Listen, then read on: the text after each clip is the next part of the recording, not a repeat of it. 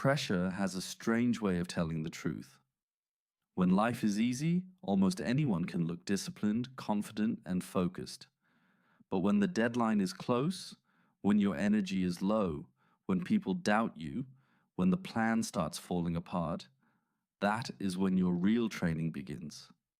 Not your perfect version, your real version. And here is the good news. Pressure is not always a sign that something is wrong. Sometimes it is proof that you are standing near something that matters. You feel it because you care. You feel it because the next step requires more from you than the last one did.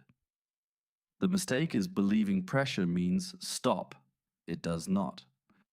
Pressure means slow down, breathe, and choose deliberately. Think about the athlete on the final set.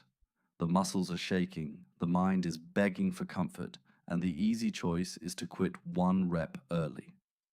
But growth often lives in that small, honest space where you do not panic, you do not perform for applause, and you do not run from the discomfort. You simply keep your form. You do the next clean rep. Life works the same way. You do not need to solve the whole future today. You need to handle the next 5 minutes with self-respect. Send the message, open the book, take the walk, clean the room, practice the skill, apologize if you were wrong, set the boundary if you must. Make the choice that your stronger self will thank you for later. Pressure becomes dangerous when you let it scatter you. One problem turns into 10 thoughts. 10 thoughts turn into fear. Fear turns into avoidance, and avoidance quietly steals your confidence. So bring it back. One breath, one task, one standard. Confidence is not built by having no stress.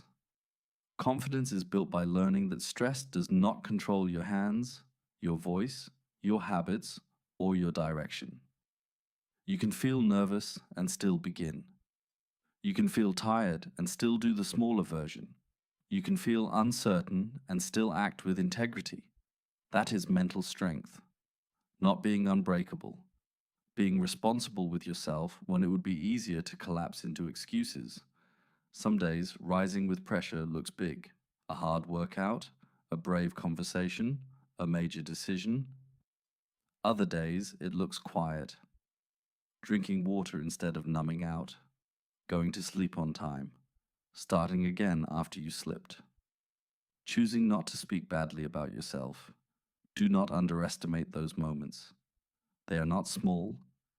They are evidence. Every time you meet pressure with patience, you teach yourself a lesson.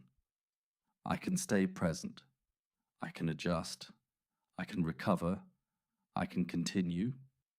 And over time, that lesson changes the way you walk into difficult rooms. You stop needing everything to be comfortable before you move. You stop waiting for fear to disappear. You stop treating obstacles like personal attacks and start treating them like training ground.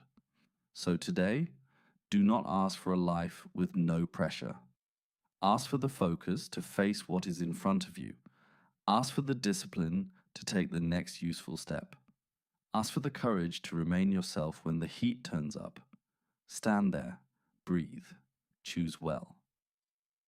You're not here to be crushed by the weight. You're here to grow strong enough to carry what matters and wise enough to release what does not. Rise with pressure, not someday, now.